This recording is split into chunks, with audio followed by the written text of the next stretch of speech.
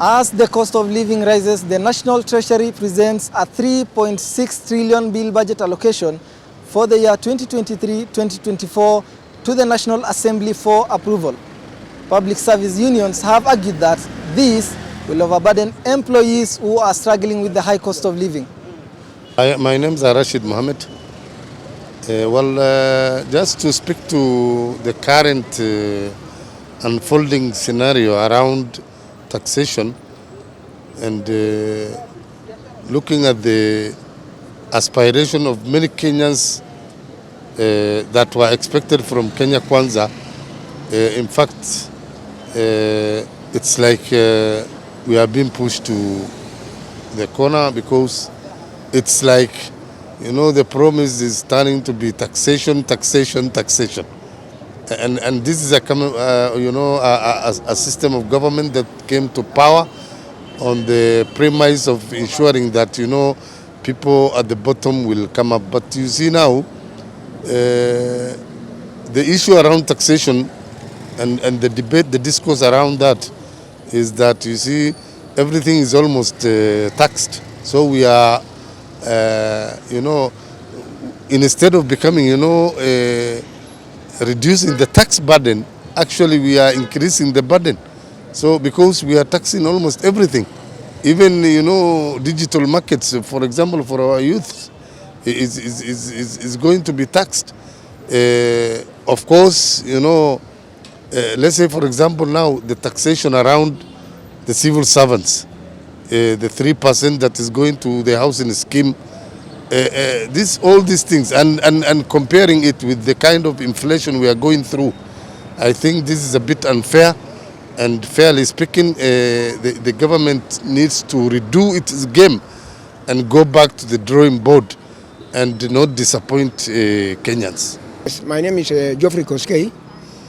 I'm glad that you are requesting to get some information from the public, which is actually very good.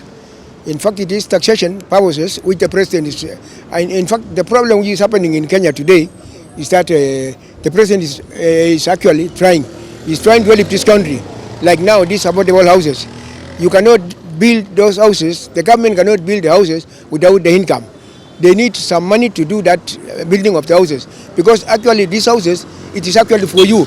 It is for you, the young generation of this country, and we need to support the government for what they are doing for the nation, for the young generation. The young generation is the one now that we have in this country.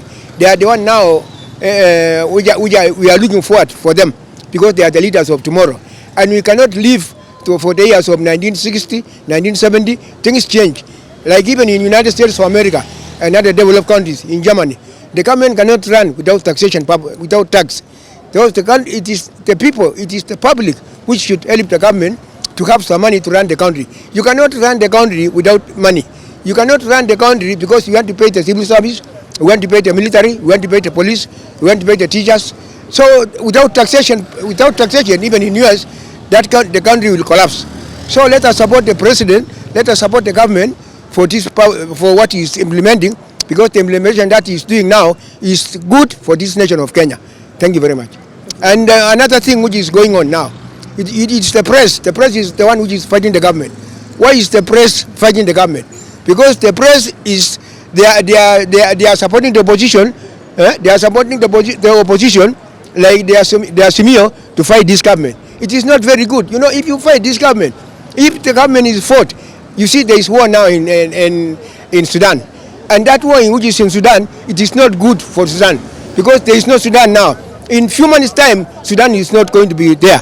So these people who are fighting the government, they want it to be like Sudan. We are not going to agree. We have children. There are about 30 million children in Kenya today. From the child which was born yesterday to the one to the primary, secondary school, those who have finished university 10 years ago, they are about 30 million shillings. So you support the government for this nation to be calm. And if we join the fighting of the nation, because the press is fighting the government, and it is not good for the press to fight the country, to fight the government. Because if there is war in this Kenya today, tomorrow, Kenya will not be there. You will not be there, and you want to live the life that we live, to reach where we are, our age right now, isn't it? So let us support the government. Let us look for peace in this nation. But we don't want destruction in this nation, because the other day you see people are destroying people's properties. They are killing people. They are raping women. That is not what we want in this country. Thank you very much. Majina anaitwa Frederick Gugu, naishi Thika. So my opinion is that this government haiwezi kuwa poa, hiyo nini inapelekwa parliament, because the high cost of living iko juu sana. You can see like unaona hii bottom up inafinyilia watu sana. You can see say unaona kila kitu iko juu, unaona that's why unasi maandamano kila saa, because people they are tired of this living. Unaona unapata hivi vitu iko hapa inafanyika huku chini, inaumiza the normal mwananchi.